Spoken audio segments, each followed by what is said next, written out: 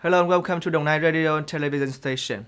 Prime Minister Phạm Minh Chính offered incense to commemorate the 34th anniversary of 64 Vietnamese Navy soldiers who died in the battle to protect sovereignty at Gạc Ma, Cổ Linh and Lan Đảo Islands at the Trường Sa Archipelago, Khánh Hòa Province. Prime Minister Phạm Minh Chính and members of delegation offer flowers, incense to commemorate, pay their respects and be infinitely grateful for the great merit of the soldiers who fought and sacrificed for the integrity of the country and maintained sovereignty over the sea and airspace of the fatherland. 34 years ago, on March 14, 1988, 64 soldiers of the Vietnam People's Navy sacrificed themselves in the fight to protect Gạc Ma Island, Trường Sa Archipelago, and the sovereignty of Vietnam. Writing a guestbook as a memorial, the Prime Minister emotionally wrote, "These are examples of heroic sacrifices to protect the sacred sovereignty of the fatherland.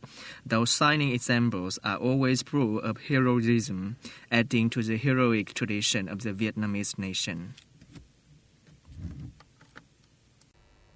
The Prime Minister has just issued a decision on operation management and spending levels of the Overseas Employment Support Fund for workers, with many notable content. Accordingly, in case an employee going to work abroad has to return home ahead of schedule due to a labor accident or illness to extent that he is no longer able to continue working, he or she will be supported from 10 to 30 million VND per case.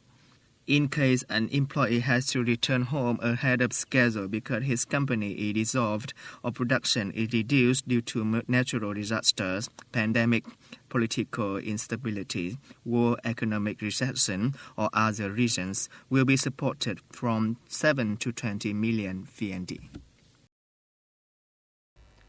According to the Ministry of Agriculture and Rural Development, accumulated in the first 2 months of the year, the export of agricultural, forestry and fishery products were estimated at about 8 billion USD, up 21% over the same period last year. Notably, seafood export grew the most, reaching nearly 50% over the same period, with export turnover reaching 1.5 billion USD. Continuing the recovery momentum after the COVID-19 pandemic, businesses have boosted the export of many strong aquatic species, such as shrimp, pangasius.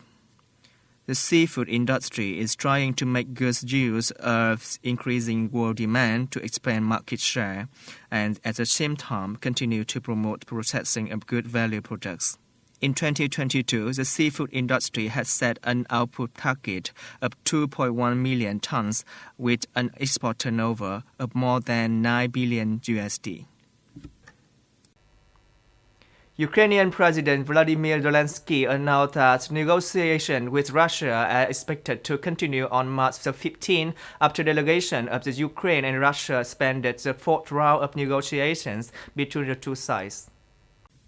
Speaking in a video posted on March 14, President Zelensky said he had discussed with Israeli Prime Minister Naftali Bennett as a part of his efforts to promote negotiations and end the current tension.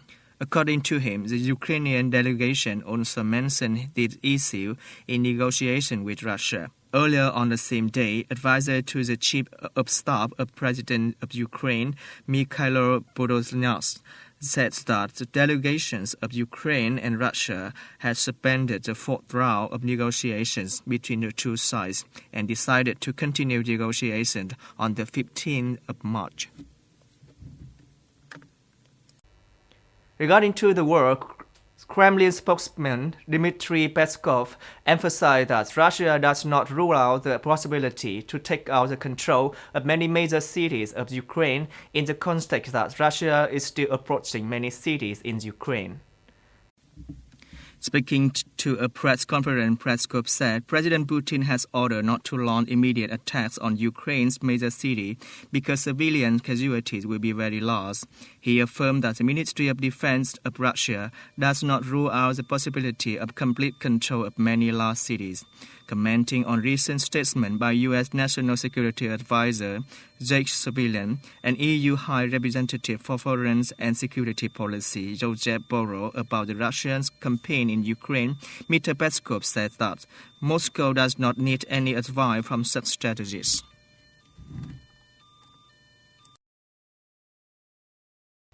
That's all we have for today. Thanks for watching and see you next time on Dong Nai Radio and Television Station.